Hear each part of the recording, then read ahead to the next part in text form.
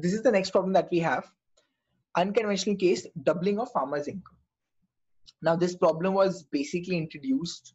It's a very short, it can be a very short, very long problem, very similar to the go green of an airline problem, because it will have the components of trying to figure out how many possibilities we can generate.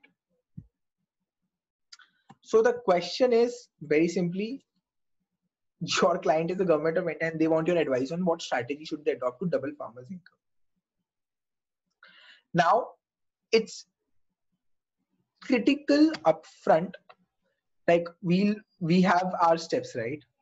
And I think in this problem, it's very important to go through the process very clearly. So, double farmers' income. Frankly, when I heard this, I didn't know what it meant. So a farmer has certain revenue and has certain costs. So when you say you're doubling income, are you talking about their revenues increasing?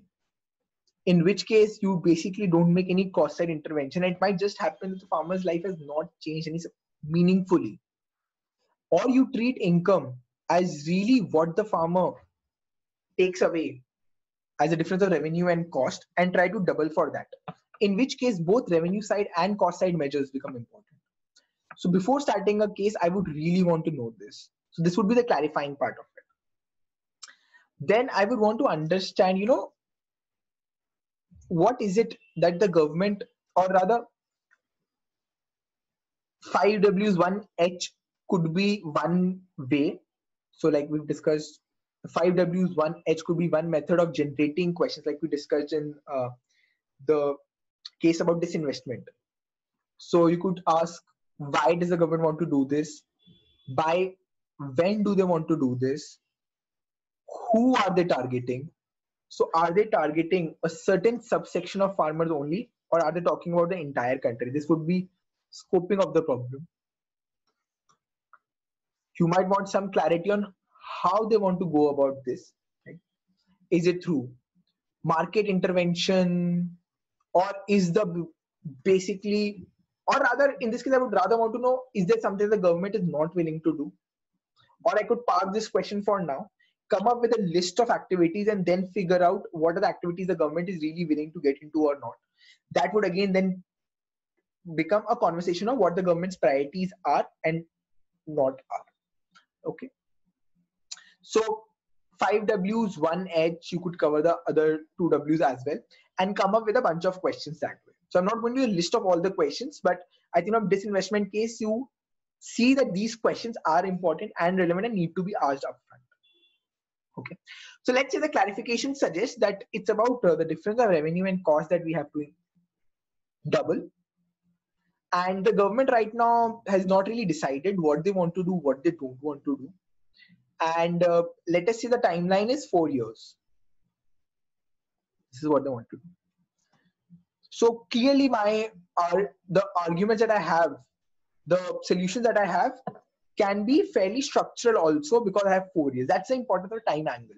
If I was given 4 months, then probably my Hail Mary would have been, yeah, just have some cash transfer. That's the only thing that comes to my mind.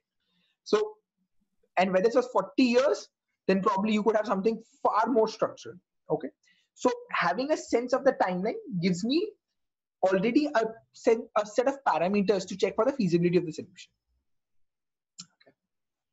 So now really this problem is about revenues and cost. So if let's say I have to double profit into 2x, there are revenue side measures I have to do, there's a cost side measures that I have to take care of. Okay. On the revenue side, now it's about being as creative as you can. So what is the first thing you want to do? So, or rather, let us say, how do you break down revenues?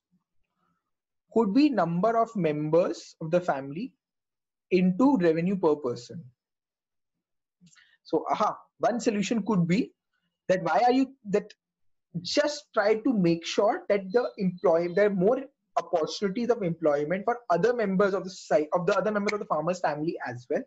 And that in itself could lead to more revenue for the family. So if they have one breadwinner, can we have a mechanism of having more breadwinners? Now this if I'm asked how to do this, this in itself would become like a whole case in itself. That how do you create possibilities for rural employment? Okay. Now let us say we don't want that, and or let us say that that's one set of solutions we can consider. But let's say we want to increase revenue per farmer, or in this case now the problem can be rephrased that because we've already taken the household into account, what's the revenue per household and how can we change that? So well, very simply put, how do we break this down further? Okay, so you can break this down into farm income and non-farm income. Farm income you could break down into crop income and let's say animal income. Non-farm income you could break it down to number of methods, but it's again about providing them alternative employments. So non-farm income could be during farming season, outside of farming season. Okay, and again this could be like a bunch of activities you can think of creatively, and this could then become a whole case in itself. What are the other non-farm income activities you could generate for a farmer? Okay, so again all of these would lead to further discussion, further breakup. All I want to show is that this, you have to control the urge of jumping just to cropping as a mechanism and try to be as broad as you can. With animals, what do? Either increase number of animals or dollar value per animal. So you could figure out a mechanism so that the farmers can buy more animals. Now, this could mean giving them animals, giving them subsidized loan to buy animals. On the productivity front, what you could do? So one is that the raw material is more, or the quality of the raw material is more, or value addition happens to the raw material. That could be three methods of trying to increase dollar value per animal. Okay. Or here you could also say mix of animals, give them more productive animals. So raw material could be increased how? By let's say having a different varieties of animals. So maybe some kind of, I don't know, introducing different varieties of cattle that could just have, let's say, more output of milk. That could be one way of increasing raw material. Improving the quality of feed for the animal could be one more. Same goes for quality. Making sure animal now, or if I have to break down raw material, I could do this into two parts. Productive life, non-productive life. I have to increase the productive life, I have to decrease the productive life. So making sure the animal does not fall ill. So I might have to increase the veterinary services and access to them. So just having more veterinary doctors into the country could then make sure that the health of the animal is better, which will make sure that the raw material output and the quality of the output both are higher. That will ensure that the animal-based farm income is higher and hence the revenue of the farmer is higher. So from a problem of doubling farmers' income, we have come to a problem of actually having more vets into the society. Okay. So this is, it might be initially, it might seem like too far-fetched, but we clearly have a pathway here. That's what the entire structuring of the problem is all about. Now we could break down things further and further and further, like the way I've done for animals, I could do the same way for crops, making sure that they have more crops or more dollar value per crop. This could mean having different types of crops, having more cash crops, let us say growing where, but there's a risk that food will be plunged. Then how do you make sure that they have more raw material, better quality of raw material, or you could just have more value added services for their raw material. So having jam plants, having cold storage, all of those things. So we can come up with a very structured way of coming up with a bunch of recommendations. In the end, just with what I have on this page, we probably could come up with like 20-30 recommendations in the next 5-10 minutes by breaking these problems down in this manner. That's the whole idea. The cost side, how do we break this? Now, the interesting aspect is you can just reverse the farm side into a cost side. Or what you could do is, if I have to deal with the cost side separately, what are their costs? So you could broadly call them that let's say there are professional costs, and then let's say there are personal costs. Okay, so there are personal costs could be, let's say, day-to-day expense, and let's say emergency expense. That could be one way of breaking it down.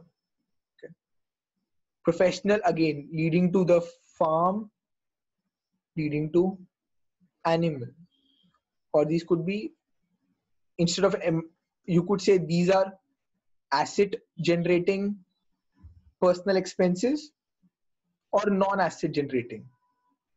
So what do I mean by that? So day to day would be the food that they have, the normal consumption item that they have. So that could be one thing. Asset generating, for buying a tractor, for buying a bicycle, for buying normal household items, right? Non-asset based. On money spent on medical expenditure, money spent on marriages, right? I could come to medical and marriages by breaking non-asset down into further categories. I'm just giving an example of what this would be. So government could intervene at so many different levels on the cost front as well, to making sure that the farmer's life is better. Okay. So a problem like this, which could have like multiple solutions, the way to approach that is just to be rigorously structured to the extent possible. So that's the idea of this particular case, that you just have an approach towards this. Now let us say what will happen, what will be the next few steps in this case. You, let's say, have like 30-40 recommendations in front of you. The interviewer might ask you, what are the things that you feel are the most relevant, and that's where you will try to understand. Okay, let's say if I have to structure my recommendations, so impact high low, feasibility low high. I will try to now structure my recommendations. There are certain recommendations which would be high impact, that means which would impact the income quite a bit, and they can be implemented in a very short amount of time without a lot of intervention. So impact and feasibility high would be my sweet spot. Then are activities which are high impact but low feasibility versus which are low impact but high feasibility. Then these two set of activities you would have to do. And activities which are low impact and low feasibility will probably ignore them. Now, impact is perhaps in this case much more intuitive, because you could understand that if I increase the cow from 1 to 2, clearly the cow-based income will become twice. But how do you figure out the feasibility? Well, going back to a disinvestment case, PESTLE might be a good framework. If I make an intervention, will it cause some political ruckus? Economics, do I really have enough money as government to actually give people free loans, subsidized loans, or free animals? Okay. Is any intervention I am, like, let's say in case of marriages, right? If any intervention I make, will this lead to some kind of social backlash? Technological, when I'm talking about, let us say, having more vets, do I really have the technological infrastructure to train those many vets? Legal and environmental. So environmental, again, if I, let's say increase farmer productivity by adding more pesticide, is it really environmentally friendly? So feasibility, again, could be seen from the lens of PESTLE to get a better sense of how do we solve this. So PESTLE we covered in the disinvestment case as well, right? So I hope this gives you a sense of how you would essentially round up a case like this. So this is it for this case.